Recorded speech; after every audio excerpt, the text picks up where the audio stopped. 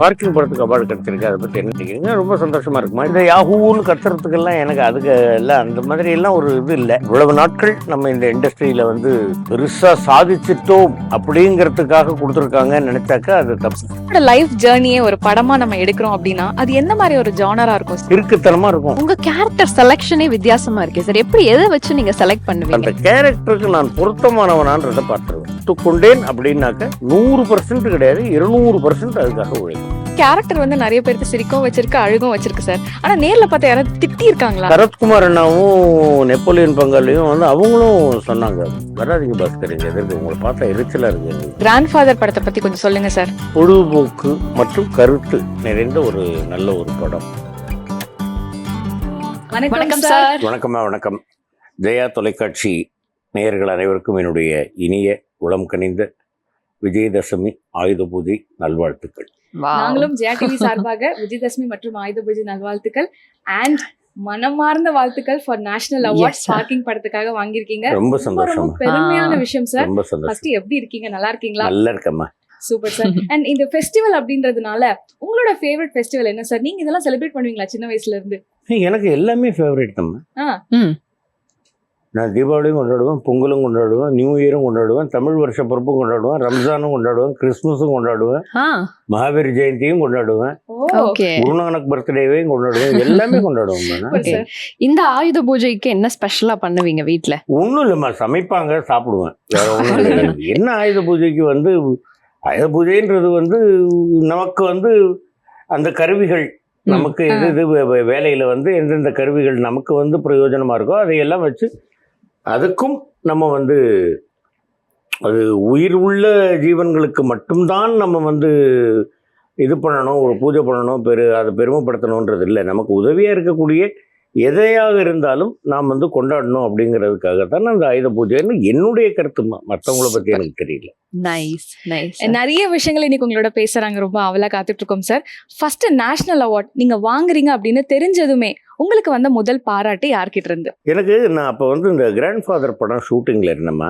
அப்போ ஏதோ ஒரு பத்திரிகையிலேருந்து ஃபோன் பண்ணாங்க. ஃபோன் பண்ணி, சார் அது மாதிரி பார்க்கிங் படத்துக்கு பெஸ்ட்டு ஸ்க்ரீன் பிளே, பெஸ்ட்டு படம் அப்படின்ட்டு 2 அவார்டு கிடச்சிருக்கு சார். ரொம்ப சந்தோஷமாக, அப்படி ஒரு படத்தில் நானும் பங்கேற்று இருக்கேன் அப்படிங்கிற நினைக்கும் போது எனக்கு ரொம்ப சந்தோஷமாக இருக்குமா அப்படின்னா, இதுக்குள்ளே செகண்ட் லைனில் அடிச்சுக்கிட்டே இருந்தது ஃபோனு. அப்போ நான் இது கட் பண்ணோன்னா அதை எடுத்து பேசும்போது, சார் பார்க்கிங் படத்துக்கு அவார்டு கிடச்சிருக்கு, அதை பற்றி என்ன நினைக்கிறீங்க? ரொம்ப சந்தோஷமாக இருக்குமா, இப்போ தான் சொன்னேன், நல்ல ஒரு பெஸ்ட்டு ஸ்க்ரீன் பிளே, பெஸ்ட்டு படம் அப்படிங்கிறதுக்காக 2 அவார்டு கிடச்சிருக்குன்னு சொன்னாங்க.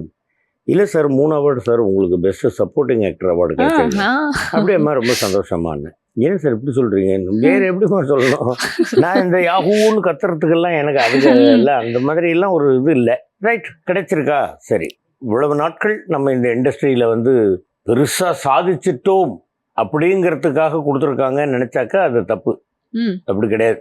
முன்னிலும் இன்னும் நீ வந்து நல்ல ஒரு இன்ட்ரெஸ்டோடையும் ஊக்கத்தோடையும் நீ இன்னும் உழைக்கணும், இன்னும் நல்ல நல்ல கேரக்டரில் நீ வந்து நல்ல கேரக்டர் உனக்கு கிடைக்கும் பொழுது நீ அதை பயன்படுத்திக்கணும், நல்லபடியாக நீ வந்து ஆக்ட் பண்ணணும் அப்படிங்கிறதுக்காக ஊக்கப்படுத்துவதற்காக கொடுத்த ஒரு அவார்டா நான் நினைச்சுக்கிறேன். அவ்வளவுதான். ரொம்ப அழகா சொல்லியிருக்கீங்க சார்.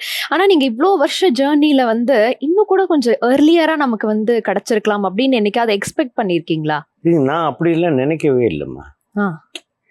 எனக்கு கொடுக்குற வேலையை நான் சரியாக செய்து கொண்டிருக்கிறேன், அவ்வளவுதான். அதாவது மக்கள் வந்து நம்ம நடிக்கிறத பார்த்து ரசித்து நிறைய பேர் பாராட்டுறாங்க. வயது வித்தியாசம் இல்லாமல் பெரியவர்களாக இருக்கட்டும், சிறியவர்களாக இருக்கட்டும், சின்ன குழந்தைகளாக இருக்கட்டும், எல்லாரும் வந்து சின்ன குழந்தைங்களாம் வந்து நான் உங்களை இந்த படத்தில் பார்த்துருக்கேன் அப்படின்னு சொல்லும்போது அதுவே ஒரு பாராட்டு தானே. கண்டிப்பா. அந்த மாதிரி இருக்கும் பொழுது அரசாங்கம் நம்மளை கூப்பிட்டு பாராட்டியிருக்காங்க, அவ்வளோதான். வேற ஒன்றும் நான் எனக்கு அவார்டு கிடைச்சதுல மகிழ்ச்சி. ஒருவேளை வந்து ரைட்டு இப்போ அடுத்த வருஷம் இவர் கொடுத்துக்கலாம்னு நினைச்சிருந்தாலும் நான் அதை பற்றி வருத்தப்பட்டிருக்க மாட்டேன். நிறைய பேர் வந்து நிறைய கமெண்ட்ஸ் எல்லாம் சொல்றது நாங்கள் பார்க்குறோம். என்னன்னா, இவர் மட்டும் ஹாலிவுட்ல இருந்திருந்தாருன்னா பல ஆஸ்கர் விருதுகள் வாங்கியிருப்பாரு அப்படின்னு சொல்லியிருக்காங்க சார்.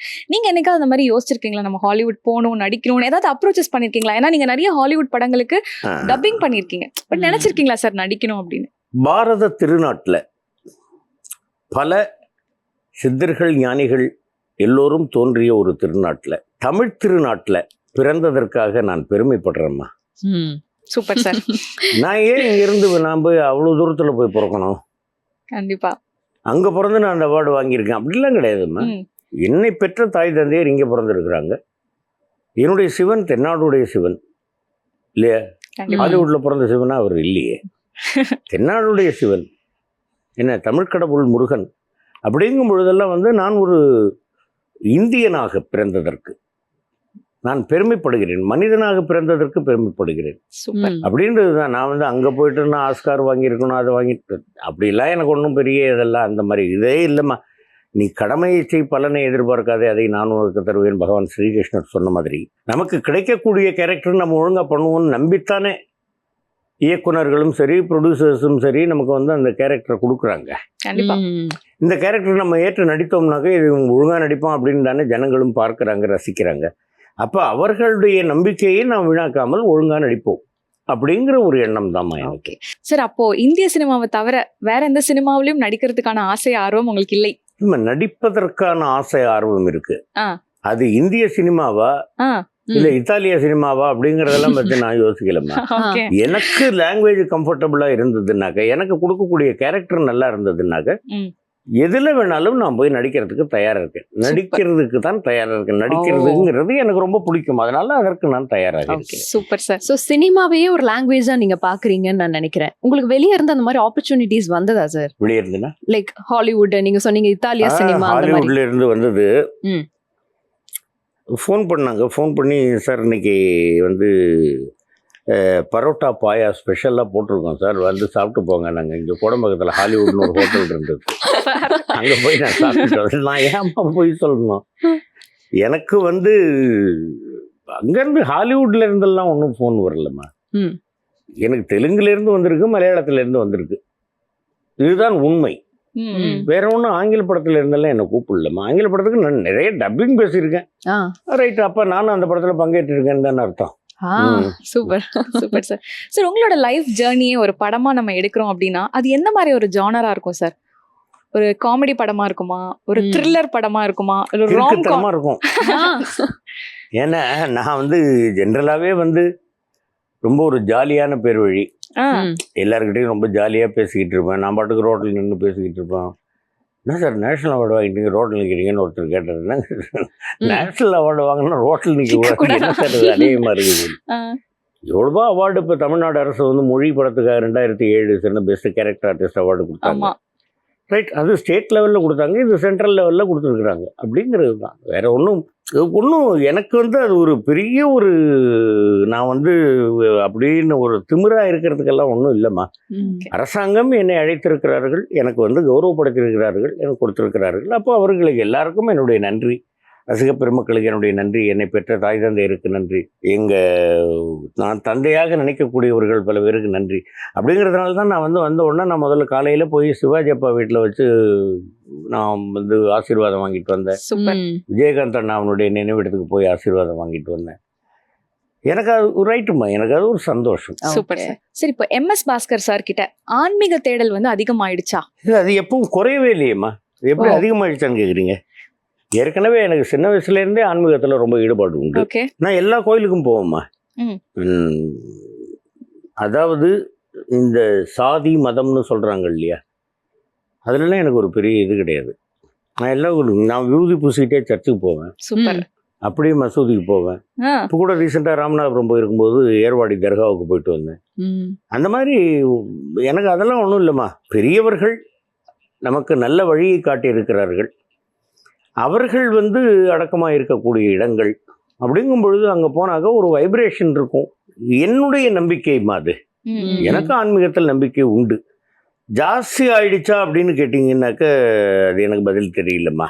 எனக்கு எப்பவுமே இருக்கிற மாதிரி தான் இருக்கு. அதுல ஏதாவது வித்தியாசமான அனுபவங்கள் இது வரைக்கும் நடந்திருக்கா சார்? ஏதாவது ஒரு இப்போ சித்தரோட ஏதாவது ஒரு நம்ம நிறைய ஆன்மீகத்தோட டிராவல நீங்க இருக்கிறதுனால வித்தியாசமான சில விஷயங்கள் நம்ம அவங்கள்ட்ட இருந்து தெரிஞ்சுக்கிறோமா. ஒரு வடபழனியில் ஒரு சித்தர் இருந்தார். அவர்கிட்ட உட்காந்து ஒரு நாள் பேசிக்கிட்டு இருக்கும் பொழுது அவர் சொன்னார், அப்போ ஏதோ ஒரு ஃபோன் வந்தது. சார் நாளைக்கு இந்த மாதிரி ஷூட்டிங் இருக்குது சார், வரீங்களா? நாளைக்கு நான் இல்லை அப்படின்னேன். இவர் அப்படியே பார்த்துக்கிட்டே இருந்தவர், அப்படியே பார்த்துட்டு இருந்தார். யார் பேசுனது ஃபோனில் அப்படின்னு கேட்டார். ஆ. இல்லை ஒரு கம்பெனிலேருந்து கேட்டாங்க. என்ன கேட்டாங்க? நாளைக்கு ஷூட்டிங்க்கு கேட்டாங்க. நீ என்ன சொன்ன? இல்லை நாளைக்கு நான் இல்லைன்னு சொன்னேன். நாளைக்கு நீ இல்லைன்னா என்ன அர்த்தம் அப்படின்னு தான் நான் யோசிச்சேன். ஆஹா, நம்ம சொன்னது தப்பு போல் இருக்கு. ஓ. நாளைக்கு வேறு வேலை இருக்குன்னு சொல்லு, பாசிட்டிவாக பேசு எப்போவுமே அப்படின்னாரு. சரி ஐயா. அவரை சாமின்னு கூப்பிட்டாலாம் அவருக்கு பிடிக்காது. ஓகே. ஐயான்னு சொன்னால் ரைட் ஓகே. சாருன்றது தமிழில் ஐயா அப்படின்னு. அவர் சொன்னார், நான் எல்லாம் சாமியெல்லாம் இல்லையா, அப்படியே இருக்கேன் அவ்வளோதான் அப்படின்னாரு. ஸோ அந்த பணிவு அவர்கிட்ட பேசும்போது அதை நான் கற்றுக்கிட்டேன். இந்த வார்த்தைகளை பிரயோகம் இப்படி இருக்கணுன்றதையும் நான் தெரிஞ்சுக்கிட்டேன். அந்த மாதிரி நிறைய பேரை பார்த்துருக்கிறேன். அருள் ஒளி சித்தர் அப்படின்னு ஒருத்தர், அவரை லிங்கிச்செட்டி தெருவில் பார்த்துருக்கேன். அவங்க இப்போ ஸ்ரீபெரும்புதூர்கிட்ட வடமங்கலம்னு ஒரு கிராமத்தில் இறக்கமாயிருக்காங்க. நம்மோடு வாழ்ந்தவர்கள் இல்லையா அவங்கெல்லாம். ஆதி சித்தன் சிவன்கிறாங்க. கண்டிப்பா. அந்த மாதிரி நமக்கு எனக்கு ஆன்மீகம் பிடிக்குமா. நான் யார் மேலேயும் அதை திணிப்பதில்லை. என்னுடைய கருத்துக்களை நான் திணிக்கிறது கிடையாது. நீ கும்பிட்டு தான் ஆகணும்னு கூப்பிடுறது கிடையாது. ஏன் கும்பிடுற அப்படின்னு யாராவது கேட்டாங்கன்னாக்க எனக்கு பிடிச்சிருக்கு, நான் கும்பிடுறேன், அவ்வளோதான். அவ்வளோதான், வேற ஒன்றும். Super sir. ஓகே. இப்போ நீங்கள் யூஸ்வலாக சொல்கிறீங்க நிறைய இடங்களுக்கு நான் இப்படி போகிறேன், மேபி சர்ச்சுக்கு போகிறேன், கோயிலுக்கு போகிறேன், இல்லை கேஷுவலாக ஒரு ரோட்டில் நிற்கிறேன்னு சொல்கிறேன். பட் யூஸ்வலாக அந்த செலிபிரிட்டி, இந்த பாப்புலாரிட்டி வந்தாலே எல்லா இடங்களுக்கும் ஈஸியாக போக முடியாது, கூட்டம் ஆகிடும் அப்படின்லாம் சொல்கிறாங்களே, நீங்கள் எப்படி அதை கேஷுவலாக கடந்து போகிறீங்க சார்? நீங்கள் ஏன் உங்களை நானே செலிபிரிட்டின்னு நான் ஏன் நினச்சிக்கிறோம்? நான் டெய்லி காலையில் எங்கள் வீட்டிலேருந்து இப்போ கிளம்பி 2 வீலர் எடுத்துக்கிட்டு, ஸ்கூட்டி எடுத்துக்கிட்டு அப்படியே நேராக போயிட்டு பால் வாங்கிட்டு வருவேன், காய்கறி வாங்கிட்டு வருவேன், டீ கடையில் போய் உட்காந்து டீ சாப்பிடுவேன். அந்த மாதிரி இல்லை. நானும் என்னுடைய மகன் மாதிரி ஒரு பையன் ஏழ்மலைன்னு, நானும் டீ கடையில் உட்காந்து சாப்பிட்டுக்கிட்டு இருப்போம். எங்கே வேணாலும் நான் அவர் கூட போவேன். அதே மாதிரி என்னுடைய பிஆர்ஓ பாலா அண்ணா இருக்காரு, அவர் கூட சேர்ந்துட்டு எங்கேயாவது போவேன். Super sir. நிறைய இடங்களுக்கு நான் போவேன். நான் ஒரு பெரிய நான் தேவலோகத்துலேருந்து வந்தவன் அப்படிங்கிற நினைப்பெல்லாம் கிடையாது. ஒரு சாதாரண மனுஷன், அவ்வளோதான். கேமராவுக்கு முன்னாடி நான் நடிகன், கேமராவுக்கு அந்த பக்கம் போயிட்டாக்க நான் ஒரு சாதாரணமான ஒரு பிரஜை, அவ்வளவுதான், வேற ஒன்றும் கிடையாது. இந்த மாதிரி நீங்க கேஷுவலா போகும்போது ஏதாவது ஃபேன்ஸோட ஒரு ஃபன்னி கான்வர்சேஷன் நடந்திருக்கா? நிறைய ஜாலியா பேசிக்கிறது தாம்மா. யாருக்கிட்டையும் போய் நான் ஒரு நடிகன் அப்படின்னு நான் ஏன் காமிச்சுக்கணும்? இல்லையே, அவங்களா பார்த்துட்டு இந்த படத்தில் நடிச்சு நல்லா நடிச்சுங்கிறது. நிறைய பேர் இப்போ வாழ்த்து சொன்னாங்க, தேசிய அவார்டு வாங்க, அதுக்கு வாழ்த்துக்கள், ரொம்ப நன்றிங்க ஐயா, அவ்வளோதானே ஒழிய. ஃபன்னியானாக்கா என்ன, ஒருத்தர் அப்படியே பார்த்தாரு ரோட்டில், நான் பாட்டு இருந்தேன் அப்படின்னாரு, வணக்கம் ஐயா அப்படின்னு, ஜோக் சொல்லுங்க அப்படின்னாரு, நீங்கள் ரொம்ப அழகாக இருக்கீங்க என்ன. அவரோடய பார்த்துட்டு, என்னங்க நீ என்னங்க என்ன ஜோக் சொன்னீங்க சொன்னேன் அப்படின்னு, அழகா இருக்க இல்லையா அப்படின்னு, தெரியலைங்க எனக்கு தெரியல. இந்த மாதிரி எல்லாரையும் நிறைய ஜாலியா பேசிக்கிறது. அப்புறம் அவங்களே நினைச்சு சிரிப்பாங்க. மேக்சிமம் முடிந்த வரைக்கும் நம்ம யார் மனதையும் புண்படுத்தாம இருக்கணுமா, அதுதான் என்ன. பட் உங்களோட கேரக்டர் நிறைய பேருக்கு சிரிக்கவும் வச்சிருக்கு, அழுகும் வச்சிருக்கு சார். ஆனா நேர்ல பார்த்தா யாராவது திட்டி இருக்காங்களா நீங்க பண்ண கேரக்டர்ஸ்க்கு? சாப்பாடே போட மாட்டேன்னு இருக்காங்களே. ஐயோ, எங்க வீட்லயே போட மாட்டேன்னு இருக்காங்க. செல்வி நாடகத்துல வில்லனா நடிச்சேன். அப்ப எங்க அம்மா எல்லாம் பார்த்துட்டு என்ன திட்டி இருக்கிறாங்க. என் ஒய்ஃப் எனக்கு சாப்பாடு, நம்ம நாடகம் முடிஞ்சோன்னு சாப்பாடு உள்ளே இருக்கு போங்க அப்படின்லாம் சொல்லியிருக்காங்க. என் பொண்ணு அப்போ ஒரு கான்வென்ட்ல படிச்சுக்கிட்டு இருந்தாங்க. அவங்க அந்த ஹெட்மிஸ்டர்ஸ், அந்த கரஸ்பாண்டன்ட், அந்த மேடம் கூப்பிட்டு, see usually I don't watch TVs, but when I used to watch, if you are there I'll just watch that. When you are selecting some character, why don't you select some good character? இல்லைம்மா, நல்ல character தான். அப்போ நான் என்ன நினைச்சேன், அது வரைக்கும் என் பொண்ணு தான் ஏதோ தப்பு பண்ணியிருக்குன்னு நினச்சிக்கிட்டு நான் அங்கே போனேன். கடைசியில் தப்பு நான் தான் பண்ணியிருக்கேன் அப்படின்ற மாதிரி அவங்க சொல்கிறாங்க. நான் சொன்னேன், இல்லை மேடம், அது ஒரு நல்ல character madam. It is not a good character. It is a good character, madam. If it is a good character, why should I scold you? அதுதான் எனக்கு பாராட்டு. இங்கே திட்டுறது தான் எனக்கு பாராட்டு. அப்புறமா சரத்குமார் அண்ணாவும் நெப்போலியன் பங்காளியும் அவங்களும் சொன்னாங்க, வராதிங்க பாஸ்கர், எங்கள் எதிர்க்கு உங்களை பார்த்தா எரிச்சலாக இருக்குது எங்களுக்கு. அதாவது பட்டாபியா உங்களை எந்த அளவுக்கு ரசித்தோமோ அந்த அளவுக்கு ஆண்டவர் லிங்கமாக உங்களை பார்க்கறதுக்கு விருப்பம் இருக்குது அப்படின்னு. அந்த மாதிரி வந்து நிறைய கிடைச்சிருக்கு. உங்க கேரக்டர் செலெக்ஷனே வித்தியாசமா இருக்கே சார். எப்படி எதை வச்சு நீங்க செலக்ட் பண்ணுவீங்க? நான் கேட்பேம்மா. ம். கேட்கும் பொழுது இந்த கேரக்டருக்கு நான் பொருத்தமானவனான்றதை முதல்ல யோசிப்பேன். ஓகே. யோசிச்சுட்டு ரைட் அப்படின்னாக்கா இப்போ இந்த கேரக்டருக்கு யார் நம்ம எங்கே பார்த்தோமோ அந்த மேனரிசம் வைக்கலாமான்றதை யோசிப்பேன். ம். எந்த ஊர் அந்த கதை நடக்கிறது அப்படின்றத கேட்பேன். ம். இதெல்லாம் பார்த்துட்டு தான் இப்போ திருநெல்வேலினா அந்த திருநெல்வேலி ஸ்லாங்கு, மதுரைனா மதுரை ஸ்லாங்கு, மெட்ராஸ்னாக்கா அந்த மாதிரி அப்படி இப்படி செலக்ட் பண்ணுறது தான்மா அந்த கேரக்டர். ஏதாவது அதுக்கு ஈக்குவலா ஏதாவது ரெஃபரன்ஸ் பாப்பீங்களா சார்? இப்போ நீங்க சொன்னீங்க இல்லையா, ஒரு ரிசம்பிளன்ஸ் இருக்கிற மாதிரி ஏதாவது ஒரு விஷயம் இதுல ஒர்க் அவுட் ஆகுதாங்கிறத பார்ப்பேன்னு சொன்னீங்க. அந்த மாதிரி இப்போ ஃபார் எக்ஸாம்பிள் பார்க்கிங் படமா இருக்கட்டும், இல்ல வேற ஏதாவது படங்கள் பண்ணும்போது இந்த கேரக்டர் சொல்லும் போது ஏதாவது ஒரு படத்தோட ரெஃபரன்ஸ் எடுப்பீங்களா? படத்தோட ரெஃபரன்ஸ் எடுக்கக்கூடாதுமா. கேரக்டரோட ரெஃபரன்ஸ். கேரக்டர் நம்ம பப்ளிக்ல பார்த்து வச்சிருக்கோம் இல்லையா, நம்ம பார்க்கும் பொழுது அவர்களை நம்ம மனதில் பதிய வச்சுக்கணும். இப்போ ஒரு படத்துல ஒருத்தர் இப்போ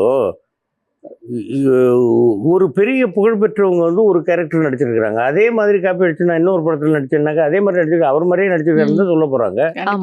இல்ல அவரை காப்பி அடிச்சு ஒரு ட்ரை பண்ணி அந்த கேரக்டரை நாசம் பண்ணியிருக்காருன்னு சொல்ல போறாங்க. அப்படி இருக்கக்கூடாது. வெளியில வந்து நம்ம பார்க்கக்கூடிய பப்ளிக்ல நம்ம பார்க்கக்கூடியவர்களுடைய அந்த அதுதான் ரெஃபரன்ஸ் நமக்கு. கண்டிப்பா. ஆனா ஏதாவது கேரக்டர் கேட்டுட்டு இல்ல இது எனக்கு சூட் ஆகாது நான் பண்ணல அப்படின்னு ரிஜெக்ட் பண்ணி நிறைய சொல்லியிருக்கேன் நான். ஓகே, தயவு செய்து வேண்டாம், இந்த கேரக்டர் நான் பண்ணால் எடுபடாது, நீங்கள் வேற யாரையாவது பார்த்துக்கோங்க அப்படின்னு சொல்லியே இது பண்ணியிருக்கேன் நான். அது எந்த மாதிரி கேரக்டர் சார், நாங்கள் தெரிஞ்சுக்கலாமா? இல்லை, அதை நான் இப்போ சொன்னேன்னா அந்த இயக்குனருக்கு ஒரு வேதனை வரும் இல்லையா, அதனால வேண்டாம். இது வரைக்கும் நீங்கள் நடித்த கேரக்டர்லேயே ஒரு பர்டிகுலர் கேரக்டர் வந்து என் ரியல் லைஃபோட என்னால் கனெக்ட் பண்ணிக்க முடியும் அப்படின்னு சொல்லக்கூடிய ஒரு பர்டிகுலர் கேரக்டர்? அப்படி இல்லைம்மா. ஏன்னா ரியல் லைஃப்பில் வந்து நமக்கு அது வேற சைடு, இது ப்ரொஃபஷன். கண்டிப்பா ஒரு சின்ன கேரக்டரிஸ்டிக் இருக்குல்ல சார், ஒரு மேனரிசம்? இல்ல இல்ல இல்ல எதுவுமே இல்ல. இல்ல, நீங்க எல்லாமே பண்ணது ஜஸ்ட் அந்த ஒரு கதாபாத்திரம் மட்டும்தான். ஆமா, சூப்பர். அப்புறம் நான் வந்து இதுதான் நான் என்னுடைய கேரக்டர் இதுதான், அதெல்லாம் போய் அப்படி எல்லாம் நான் சொல்றதுக்கு தயாரா இல்லை. Super sir. உங்களோட பயோபிக் இப்ப எடுக்கிறாங்க அப்படின்னு வச்சுக்கோங்க, இப்ப இருக்கிற காலகட்டத்துல இந்த ஹீரோ நடிச்சா ஆப்டா இருக்கும் அப்படின்னு நீங்க ஏதாவது ஒரு அது வந்து கரெக்டா நல்ல கேள்வி கேட்டீங்க. அது வந்து அந்த இயக்குனருடைய பொறுப்புமா அது. ஓகே, இதுல நான் எதுக்கு சொல்லணும்? இல்ல பட் உங்களுக்கு என்னுடைய கேரக்டர் இவர் தான் நடிக்கணும் அப்படின்னு அதெல்லாம் கிடையாது. அந்த இயக்குனருக்கு யார் வந்து இவருக்கு இப்போ நடித்தால் கரெக்டாக இருக்குமோ அப்படின்னு அவங்க தீர்மானிக்கிறாங்களோ அதுதான் அவங்களுடைய முடிவு தானே அது. மேபி டைரக்டரே வந்து நேரடியாக உங்ககிட்ட பேசும்போது சார் யார் சார் போடலாம், உங்களுக்கு யாராவது விஷ் இருக்கா அப்படின்னு சொல்லி கேட்டாங்க அப்படின்னா அந்த நேரத்துக்கு யார் தோன்றாங்களோ அந்த நேரத்துக்கு யார் இருக்கிறாங்களோ அவங்கள சொல்லுவோம். Okay, super sir. சார் நீங்க ஒருவேளை 80s ஒரு ஹீரோவா இருக்கீங்க அப்படின்னா அப்ப இருக்கிற காலகட்டத்தில் எந்த ஹீரோயினோட நடிச்சிருப்பீங்க சார்? அதுவும் டைரக்டர் தான் தீர்மானம் பண்ணணும் சார். உங்களோட ஃபேவரட் இல்ல அதுல நான் வந்து தலையிடக்கூடாது இல்லையாமா. இப்ப நான் ஒரு ஹீரோயின் சொல்றேன், அவங்களுடைய சம்பளம் மிக அதிகமா இருக்கு. அப்ப ப்ரொடியூசர் அவ்வளவு சம்பளம் எங்களால கொடுக்க முடியாது சார், நாங்க வந்து இந்த மாதிரி தான். ஓகே ரைட், அதை பத்தி என்ன இருக்கு? நம்ம வந்து முழுமையான ஈடுபாட்டோட இப்போ அம்மா ஒரு கேரக்டர் அப்படின்னாக்கா அந்த கேரக்டரை வந்து நாம நேசிக்கணும், லவ் பண்ணணும். அப்படி நான் லவ் பண்ணது யார் தெரியுமா? எனக்கு ஜோடியாக நடித்ததுல சொல்ல முடியுமா உங்களால? ஜோடியாக நடித்ததுல நீங்க சொன்னதான் இருக்கும். விவேக். Super sir. குரு என்னாலு படத்துல அப்ப விவேக சாப்பிடும்போது இது பாரு லவ் பண்ணிட்டு தெரியுது அப்படின்னு. அப்ப நான் விவேக் தம்பி விவேக் அப்படின்ற இதெல்லாம் இல்லை, ஒரு லேடி இவர் இந்த கேரக்டர் லவ் பண்ற ஒரு கேரக்டர் அது அப்படிங்கிறது தான். அது ஃபேஸில் நம்ம காமிச்சதை காமெடியாக காமிச்சதுனால தான் வந்து அது இன்றளவும் எல்லாராலும் பேசப்பட்டுக்கிட்டு. ஓகே, ஏதாவது ஒரு ஜானர் இது வர்றது எனக்கு கொஞ்சம் கஷ்டம் தான்ப்பா, இது பண்றது ஒரு டாஸ்க் தான், கஷ்டமா இருந்தாலும் ஒரு சேலஞ்சா எடுத்து நான் பண்ணினேன் அப்படின்னா அது என்ன கைண்ட் ஆஃப் ரோல்? ஐயா காமராஜர் அவர்களுக்கு நான் டப்பிங் பேசிட்டேன் இல்லையா, அதுக்கு எல்லாரும் பாராட்டிட்டாங்க. ஏன்னா ஐயாவனுடைய வாய்ஸ் கேட்டவங்க, ஐயாவனுடைய சவுண்டெல்லாம் இன்னமும் இருக்கு இல்லையா. அப்படிங்கும் பொழுது அந்த கேரக்டருக்கு நான் வந்து பேசிட்டேன். அப்புறம் அதை விட சேலஞ்சிங்கான வேற என்ன இருக்க போகுது சொல்லுங்க? ஆமா, சேலஞ்சிங்கா இருக்கிறத வந்து அதை ஏற்று நம்ம வந்து சிறப்பா பண்றது தானே அதுதானே நம்முடைய ஒரு திறமைக்கு எடுத்துக்காட்டு. அதனால எதையுமே ஒரு பெரிய இதுவாக நான் அந்த கேரக்டருக்கு நான் பொருத்தமானவனான்றதை பார்த்துருவேன். ஆ. பொருத்தம் அப்படின்னு தெரிஞ்சிடுச்சு, ஒத்துக்கொண்டேன் அப்படின்னாக்க 100% கிடையாது, 200% அதுக்காக உழைப்பேன். Super sir. சார், காமராஜர் ஐயாக்கே வந்து நீங்க டப்பிங் பண்ணிட்டீங்க. பட் இருந்தாலும் இவருக்கு நான் இன்னும் டப் பண்ணலையே அப்படின்னு ஏதாவது ஒரு ஆர்டிஸ்டுக்காக ஏங்கிருக்கீங்களா சார்? அப்படியெல்லாம் இல்லை. நான் நினைக்கவே இல்லைம்மா. ம்.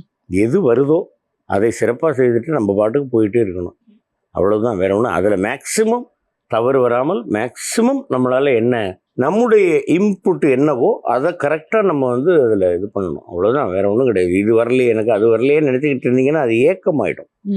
அது தேவையில்லையே. ஓகே. இப்போ ஒரு டப்பிங் ஆக்டரா நீங்க உங்களுக்கு டப் பண்றது ஓகே சார், அவங்கவுங்க கேரக்டருக்கு பண்றது கொஞ்சம் ஈஸி. பட் மத்தவங்களோட அந்த இமோஷன்ஸை புரிஞ்சுட்டு ஒரு டப்பிங் ஆக்டரா வந்து நீங்க பண்றதுங்கிறது கொஞ்சம் கஷ்டம். இப்போ நீங்க சொல்லும் போது காமராஜ் சார்க்கே நான் வந்து டப் பண்ணேன் அப்படின்னு சொல்லும் போது அது ஒரு டாஸ்கா தான் இருந்தது. இப்போ ஹாலிவுட்ல நடந்த நிறைய படங்களுக்கு நீங்க பண்ணிருக்கீங்க, எப்படி உங்களை தயார்படுத்திப்பீங்க சார்? எனக்கு அப்படிலாம் ஒன்றும் இந்த கேரக்டர் நான் பேச போகிறேன், இதுக்கு நான் வந்து தயார்படுத்திக்கணும் அப்படின்றதெல்லாம் ஒன்றும் இல்லைம்மா. ம். நான் அங்கே போன உடனே ரைட்டர்ஸ் எழுதி கொடுப்பாங்க. அது அந்த லிப்புக்கு, ஆங்கில படங்களுக்கு லிப்புக்கு பொறுத்துறது கொஞ்சம் கஷ்டம்தான். இருந்தாலும் அதை அவர்களுடைய ஒத்தாசையோடு அவர்களுடைய வழிகாட்டுதலோடு நம்ம வந்து கரெக்டாக பண்ணிட்டோம்னாக்க நம்ம சிறப்பாக பண்ண முடியும். ஓகே. இல்லை நான் என்னத்தை அதில் ஒன்றும் தயார் பண்ணிக்கிறதுக்கெல்லாம் ஒன்றும் இல்லை. இந்த கேரக்டர் நடிக்கிறேன் அப்படின்னாக்கா அதுக்கு நான் எப்படி இருக்கணும், நான் பாடி லாங்குவேஜ் எப்படி இருக்கணும், மேனரிசம் எப்படி இருக்கணும், மாடுலேஷன் எப்படி இருக்கணும், இது எல்லாத்தையும் நான் கொஞ்சம் ஓகே. ப்ராக்டிஸ் பண்ணுவேன். அண்ட் ஹாலிவுட்ல வந்து ரொம்ப ஒரு ஹிட்டான படம் அப்படின்னா அந்த ஷாஷன் அண்ட் ரெடம்ஷன். அதுல வந்து ரெட் கேரக்டருக்கு வந்து நீங்க பேசியிருப்பீங்க, ரொம்ப அழகா பயங்கர ஹிட்டான கேரக்டர். இங்கிலீஷ்ல நாங்க அதிகமா பார்த்ததை விட தமிழ்ல நாங்க பார்த்தது தான் அதிகம். அந்த ஆப்பர்ச்சுனிட்டி எப்படி கிடைச்சது sir? And how was that? Morgan Freeman அவர் வந்து ஒரு மிகச்சிறந்த நடிகர். அது வந்து என்னுடைய சகோதரியின் மகன் தான் அது எழுதினார். அப்போ அதை பார்க்கும்பொழுது இதுக்கு மாமா பேசுனா கரெக்டாக இருக்குமே அப்படின்னு அவர் யோசிச்சிருக்காப்புல. என்கிட்ட கேட்டார், இந்த மாதிரி நீங்கள் பேசுகிறீங்களா மாமா? சரின்ட்டு போய் பார்த்தேன், நல்ல கேரக்டர், பேசினேன். Super sir. நீங்க தமிழ் சினிமால வந்து ஒர்க் பண்ணாத ஆர்டிஸ்டே இல்லை அப்படின்னு சொல்லலாம். ஆல்மோஸ்ட் எல்லா ஆர்டிஸ்டோடய ஒர்க் பண்ணிட்டீங்க. பட் இந்த ஒரு கோஸ்டார் இருந்தா எனக்கு செட்ல வந்து செம ஃபன்னா ஜாலியா செம ஒரு கம்பெனி அப்படின்னு நீங்க நினைக்கக்கூடிய ஒரு கோஸ்டார் யாரு சார்? அப்படி ஒருத்தர் கிடையாது, ஒருத்தர் இல்லை, எல்லாருமே. ஓகே, எல்லாருமே. நாகேஷ் அண்ணா கூட நடிச்சிருக்கேன் தசாவதாரம் படத்துல. ஆமா. அதுக்கப்புறமா வந்து காமெடியன்ஸ் நீங்க பாத்துங்க, பங்காளி வடிவேலோட நடிச்சிருக்கேன், தம்பி விவேக் கூட நடிச்சிருக்கேன், சூரி, யோகி பாபு, சந்தானம், சிசர் மனோகர், கிரேன் மனோகர், இப்படி எல்லாரோடையும் வந்து நான் வந்து நடிச்சிருக்கிறேன். அப்படிங்கும் பொழுது யார் என் கூட, மயில்சாமி, என்னுடைய மச்சான் இளவரசு, இப்படி எல்லாரோடையும் எனக்கு எல்லாருமே எனக்கு வேண்டியவர்கள், நண்பர்கள், உறவினர்கள். அப்படிங்கும் பொழுது யார் என் கூட இருந்தாலும், நான் யார் கூட இருந்தாலும் எனக்கு அது சந்தோஷம்தான், எனக்கு அது ரொம்ப வசதி தான். ஓ சார், நீங்க பேசும்போதே தெரியுது எல்லா விஷயங்கள்லயும் அந்த ஆசை அப்படிங்கறது ஒரு லிமிட்டாவே இருக்குதுன்னு நான் நினைக்கிறேன்.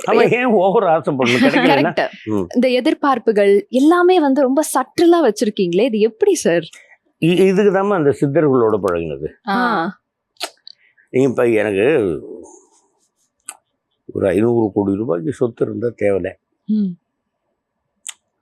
இல்லையே அப்படின்னு நீங்க ஏங்கிட்டு இருக்கிறது.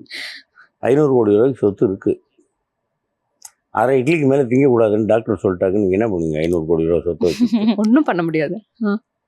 எங்கள் அப்பா ஊருக்கு போகும்போது சொல்லிட்டு போனார், பணம், காரு, பங்களா அதெல்லாம் வேணும்னு கேட்காதரா, கடைசி வரைக்கும் வாய்க்கு ருசியாக சாப்பிட்றதுக்கு உண்டான உடல் ஆரோக்கியத்தை மட்டும் கேளு ஆண்டவன்ட்டேன்னாரு. அவ்வளோதான், அது போகிறோம். அதுவும் நீங்கள் வந்து அது நான் என்ன சொல்கிறேன், நம்ம எதுவுமே ஒரு லிமிட்டில் இருந்துருச்சு அப்படின்னாக்க ஓகே, சந்தோஷமாக இருக்கும். Super sir.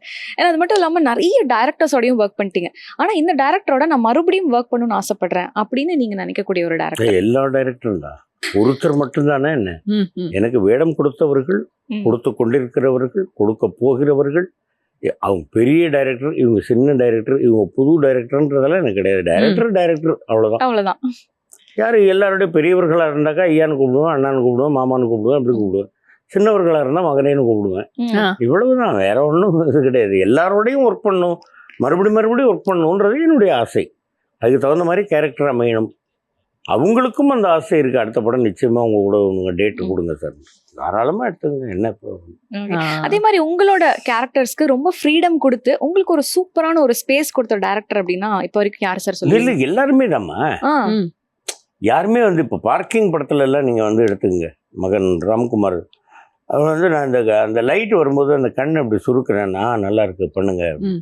அதே மாதிரி அந்த ஒரு சின்ன சிரிப்பு அந்த மோட்டார் சீனில், இதெல்லாம் நம்ம அவங்கள்ட்ட கேட்டுக்கணும் பர்மிஷன். சில இது அவங்க சொல்லும் பொழுது அது ரைட்டு, எப்படி நம்ம எப்படி பண்ணால் நம்முடைய முகத்துக்கு அது சூட் ஆகும் அப்படிங்கிறதெல்லாம். இப்போ டைரக்டருடைய ஒத்துழைப்பு இல்லாமல் நீங்கள் வந்து ஒன்றும், அவங்க தானே எழுதுனது இந்த கதையை.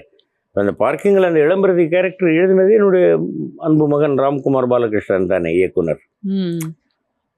அவர் இந்த படம் எடுக்கும் பொழுது நம்ம பண்ணிக்கிட்டு இருக்கோம் அப்படிங்கிறத பார்த்துட்டு ரொம்ப சந்தோஷம். அதே மாதிரி அதனுடைய தயாரிப்பாளர் சினீஷ் அவர் சொன்னார், நிச்சயமாக இந்த படத்துக்கு உங்களுக்கு நேஷனல் அவார்டு கிடைக்கும் பாருங்கன்னாரு. கிடைக்கட்டும்.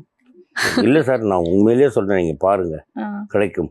ஆனா அப்ப நீங்க நினைச்சீங்களா சார் நேஷனல் அவார்ட் கிடைக்கும் இந்த கேரக்டருக்கு? நான் எப்பவுமே நினைக்கிறது இல்லம்மா அப்படி, எப்பவுமே எனக்கு இது கிடைக்கும் அப்படின்னு நினைக்கிறது இல்லை, கிடைப்பதை சந்தோஷமாக ஏற்றுக்கொள்வது, அவ்வளவுதான்.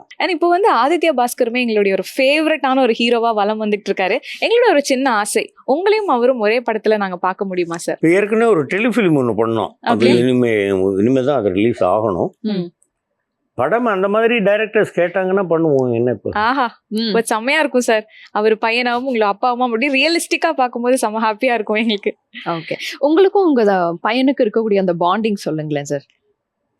பாண்டிங் உண்டுமா, பட் அவர் கொஞ்சம் அவர் வரைக்கும் அவங்க யங்ஸ்டர்ஸ் இல்லையா, அவங்க ஃப்ரெண்ட்ஸு அவங்கள்ட்ட தான் அப்படி பேசிக்கிட்டு இருப்பாங்க. நம்ம ஏதாவது போயிட்டு ஏதாவது அவங்கள கண்ட்ரோல் பண்ணாக்கா கொஞ்சம் லேசாக மூஞ்சி கிஞ்சி காமிப்பாங்க. அதனால நம்ம ஒன்றும் கரெக்டாக இருந்ததுனாக்கா ரைட், வெரி குட் அப்படிங்கிறது. சரியில்லைன்னா இல்லை அப்படி பண்ணக்கூடாதுப்பா, அவ்வளோதான், பேசாமல் போயிடணும். அதுதான் நம்ம மரியாதையை நாம காப்பாற்றிக்கிறது. சூப்பர். விளையாட்டா திட்டு வாங்குறதோடு நிறுத்திக்கணும், நிஜமாவே திட்டு வாங்குற அளவுக்கு போயிடக்கூடாது. கண்டிப்பா. என் கரண்டா போயிட்டு இருக்கிற கிராண்ட் ஃபாதர் படத்தை பத்தி கொஞ்சம் சொல்லுங்க சார். கிராண்ட் ஃபாதர்ன்றது நம்ம இந்த பிராங்க் ஸ்டார் ராகுல் அவர் தான் டைரக்ஷன் பண்றாரு. ஓகே. புவனேஷ்னு ஒரு தம்பி ப்ரொடியூசர். நான் என்னுடைய நண்பர் ஸ்ரீநாத், நிறைய பேர் அதில் இது பண்ணுறாங்க. எனக்கு ஒரு நல்ல கேரக்டர், டைட்டில் ரோல், நல்ல ரோல், அது நல்ல கதை, நல்ல ஒரு பொழுதுபோக்கு மற்றும் கருத்து நிறைந்த ஒரு நல்ல ஒரு படம்மா, நல்ல படம். சரி, இது வரைக்கும் நீங்கள் நிறைய காமெடி ரோல்ஸ் எல்லாம் நீங்கள் நடிச்சிருக்கீங்க.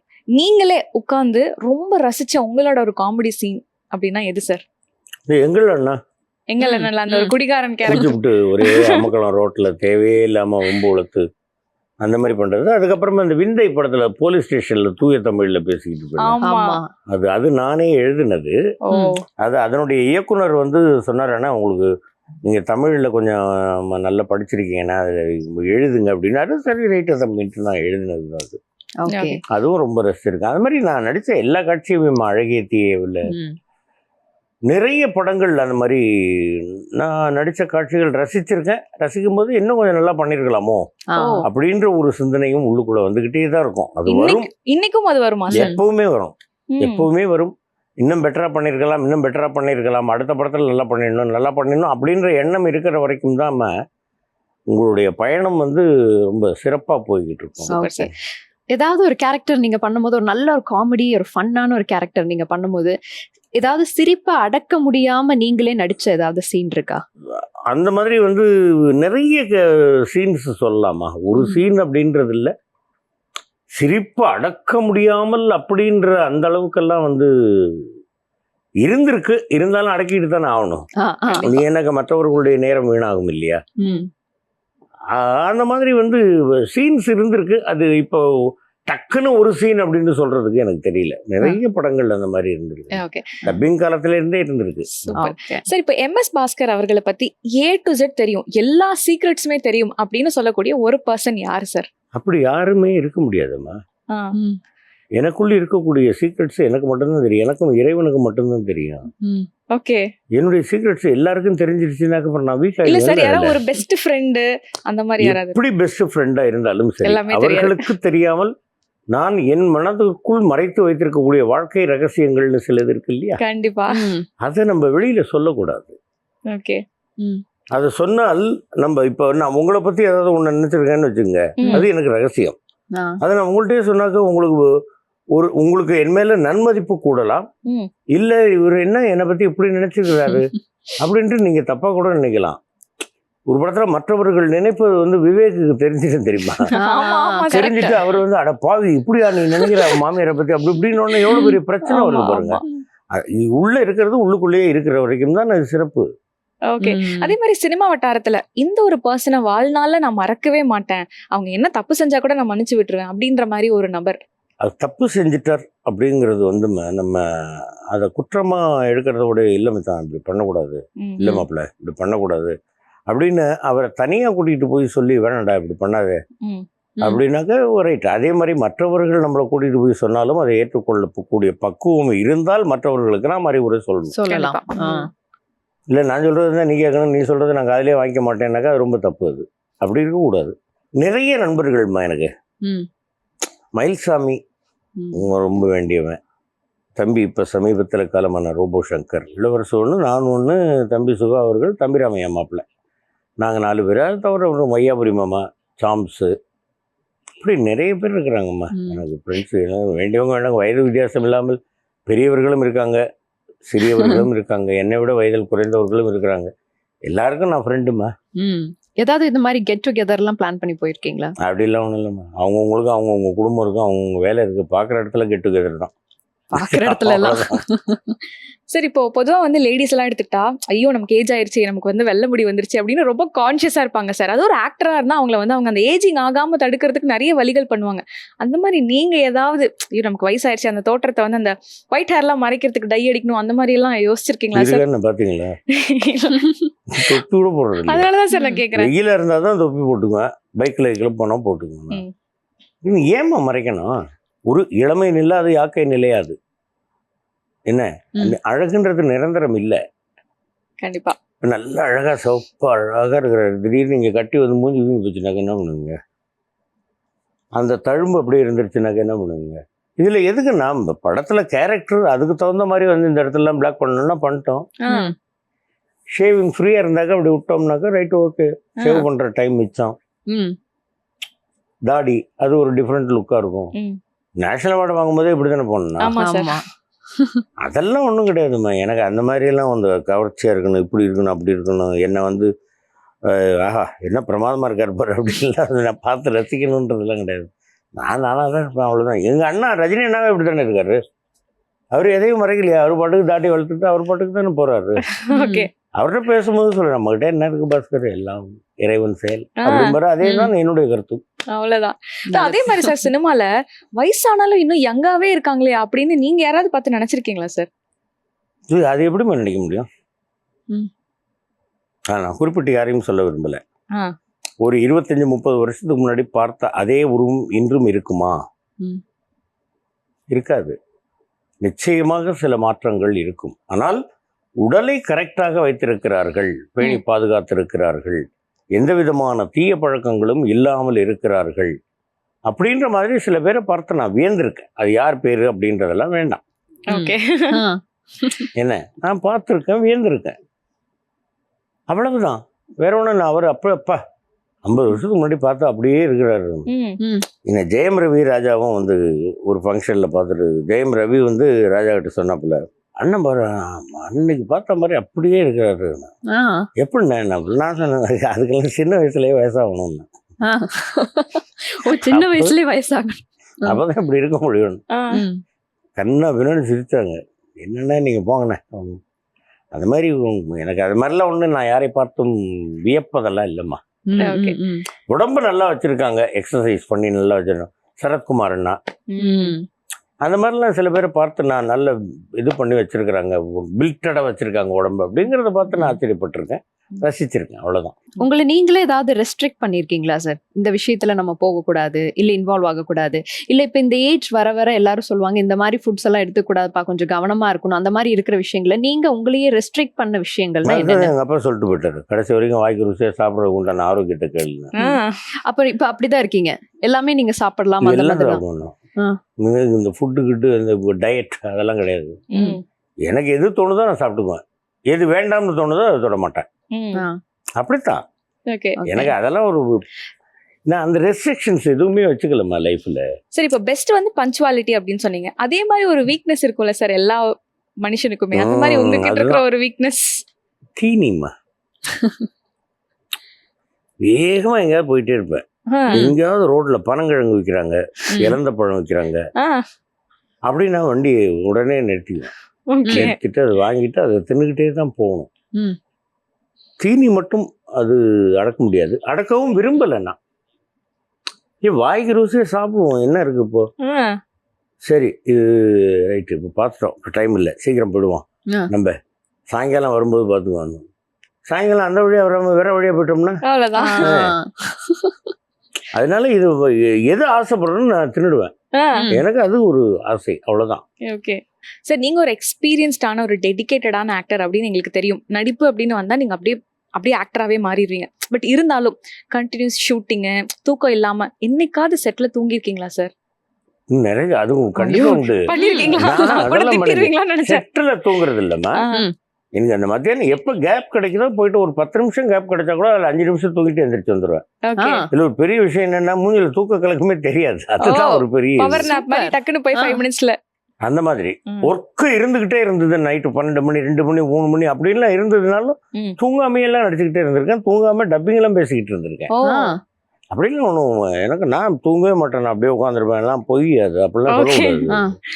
தூங்கலாம், ரெஸ்ட் எடுக்கலாம், கரெக்டாக வேலையை கரெக்டாக பார்த்துடணும். சரி, இப்போ MS பாஸ்கர் அவர்களோட ஒரு ஹிடன், ஒரு சீக்ரெட் டேலண்ட் எங்க யாருக்கும் தெரியாது அப்படின்னா எது சார்? ஏதாவது இருக்கா அப்படி?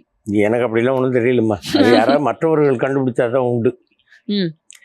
அப்படியெல்லாம் ஒன்றும் ஹிடன் டேலண்ட் எல்லாம் எனக்கு ஒன்றும் தெரியல. அப்படிலாம் பட் நாங்கள் ஒன்று கேள்விப்பட்டோம் சார், ஹார்ஸ் ரைடிங் எல்லாம் பண்ணுவீங்க அப்படின்ற மாதிரி கேள்வி. அது முதல்ல பண்ணிக்கிட்டு இருந்தேன். அது இரும்பு கோட்டை முரட்டு சிங்கம்லாம் பார்த்துருப்பீங்களா, வெறும் குதிரை மேலாம் உட்காந்து ஓட்டுறது, கேலப் ஓட்டுறது, அதெல்லாம் பண்ணிக்கிட்டு இருந்தேன். அதுக்கப்புறம் அதை பார்த்துட்டு பிரபு நான் என்ன பண்ணிட்டாங்க, ரைடிங் ஸ்கூலுக்கு ஃபோன் பண்ணி அவனுக்கு குதிரை கொடுக்காத. ஏன்னா இங்கே ஹார்ஸ் ரைடிங்கிறது ஒரு மைக்ரோ செகண்ட் கூட நம்ம வந்து ஜாக்கிரதையாக இருக்க வேண்டிய ஒரு ஸ்போர்ட்.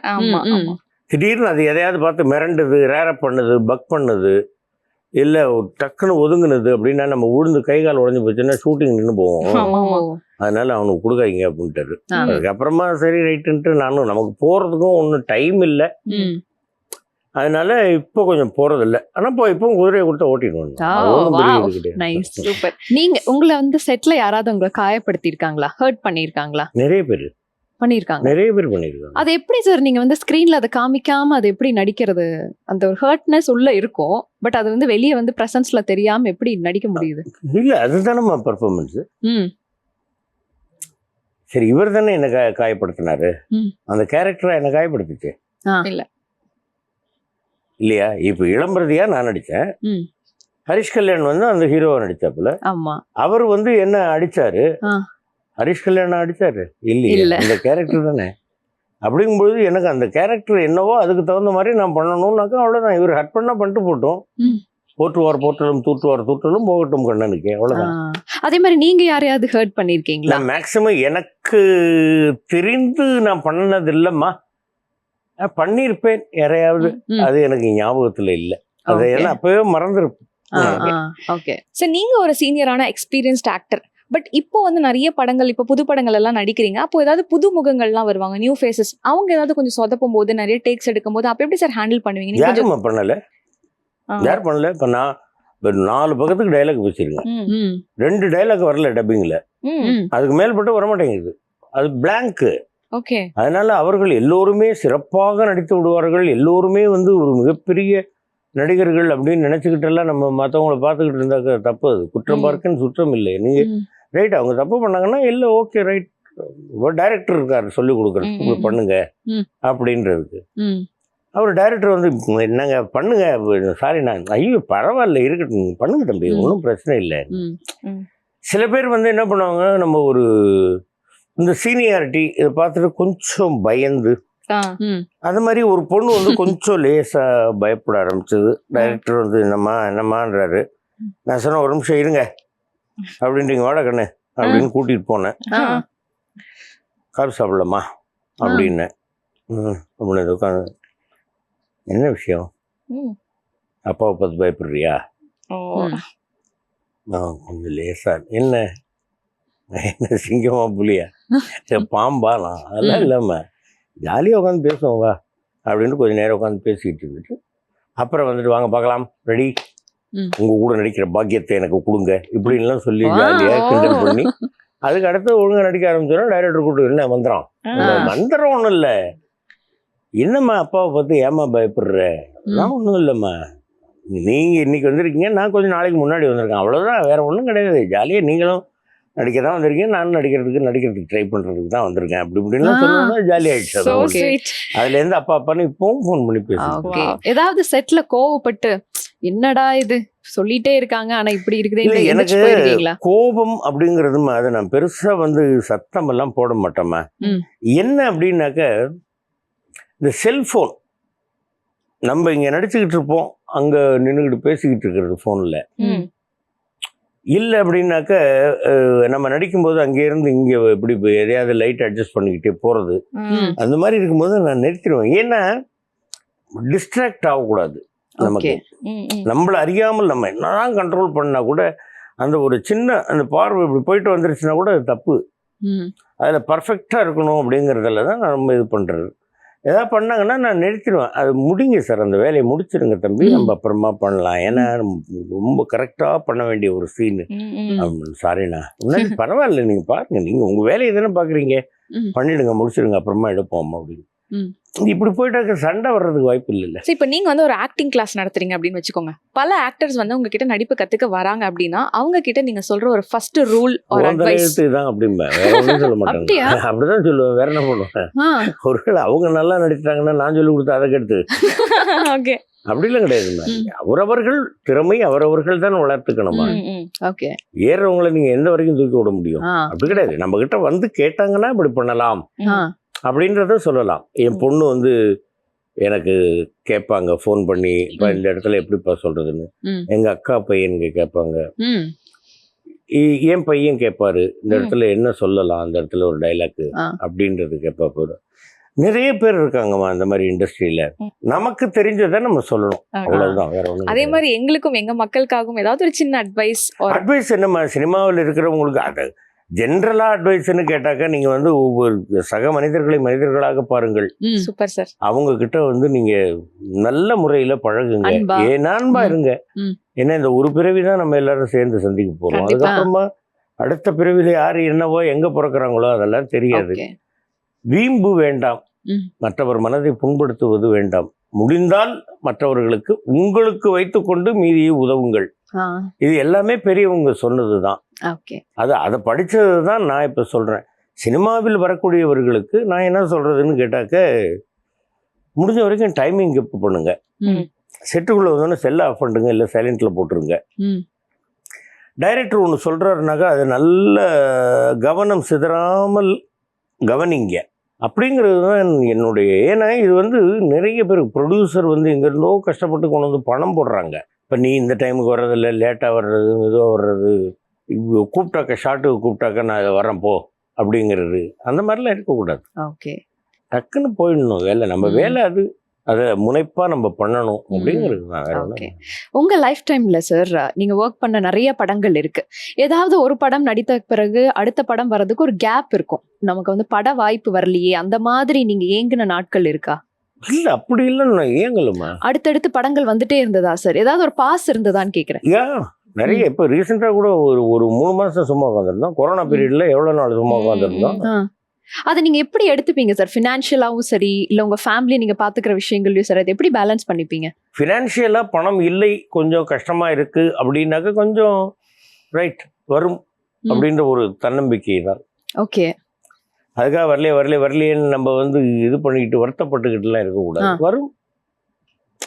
என்னம்மா இது, என்னத்தை கொண்டு வந்தோம் சொல்லுங்க, ஏதோ ஆண்டவன் கொடுத்தான், அதை வச்சு நம்ம வாழ்ந்துகிட்டு இருக்கோம். ஒண்ணுமே இல்லாதவர்கள் அடுத்த வேளை சோத்துக்கு என்ன அப்படிங்கிற ஒரு இருக்கிறாங்க, அதெல்லாம் இருக்காங்களா? உனக்கும் கீழே உள்ள ஒரு கோடி நினைத்து பார்த்து நிம்மதி நாடு, அவ்வளவுதான், வேற ஒண்ணும் இல்லைம்மா. நான் அது மாதிரிலாம் பெருசா ஃபீலிங்ஸ் எனக்கும் இருந்திருக்கு. ஆஹா, நாளைக்கு இந்த பணம் கட்டணுமே, நம்ம என்ன பண்றதுன்னு தெரியலையே. அது ஏதாவது ஒரு வழி வரும், வந்துரும். பகவான் இருக்கார் அப்படிங்கிறதுல நான் நம்பிக்கை உள்ளவன். மற்றவர்களை பத்தி நான் சொல்லல, எனக்கு இறை நம்பிக்கை உண்டு. நான் நம்புகின்ற இறைவன் எனக்கு நிச்சயமாக கைவிட மாட்டார் அப்படிங்கிறது ஓகே. ஒரே நாள் கால் ஷீட்ல வந்து 2-3 படங்கள் இருந்து ஒத்துக்கவே மாட்டேன். அந்த பதட்டத்துக்குள்ளேயே போக மாட்டீங்க. சீரியல் டைம்லயே ஒத்துக்க மாட்டேன். அப்படி அந்த டென்ஷனே வேண்டாம். ஓகே. இங்க நமக்கு முடியறதுக்கு கொஞ்சம் லேட் ஆகலாம், அங்க அவங்க வந்து ரெடியா உட்காந்துட்டு இருக்கலாம். ஆமா. இன்னைக்கு இந்த கம்பெனி பாதி நாள்ல முடிஞ்சிட்டா கூட வீட்டுக்கு போய் தூங்குவோம் சாப்பிட்டு. Super sir. ஒரு 3 ஹீரோவை பத்தி நான் கேட்கறேன், அவர்கள் பத்தி ஒரு வார்த்தையில எங்களுக்காக. தலைவர் ரஜினிகாந்த். பக்திமான். சூப்பர். உலக நாயகன் கமலஹாசன். உழைப்பாளி. Super.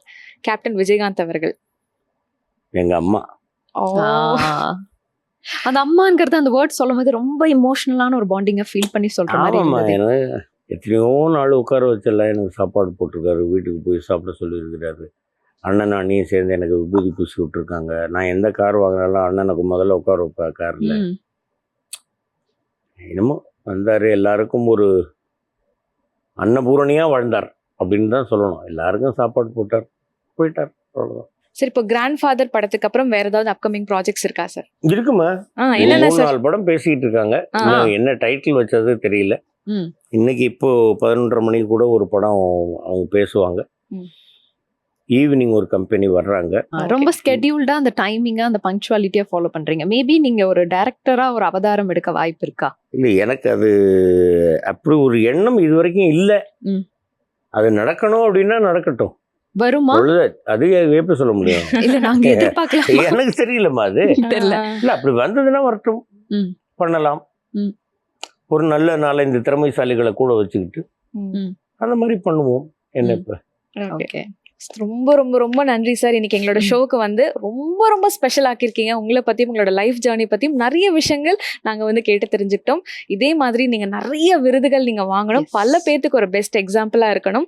Thank you so much for coming to our show. இந்த நிகழ்ச்சிக்கு என்னை அழைத்து மக்களோடு பேசுவதற்கும் என்னுடைய அனுபவங்களை சொல்வதற்கும் என்னை பற்றி சொல்வதற்கும் அந்த அளவுக்கு ஒரு வாய்ப்பு கொடுத்த ஜெயா தொலைக்காட்சி நிறுவனத்துக்கு என்னுடைய மனமார்ந்த நன்றிகள். உங்களுக்கும் என்னுடைய நன்றிகள், ஆசீர்வாதங்கள். தேங்க்யூ. நன்றி சார். தேங்க்யூ.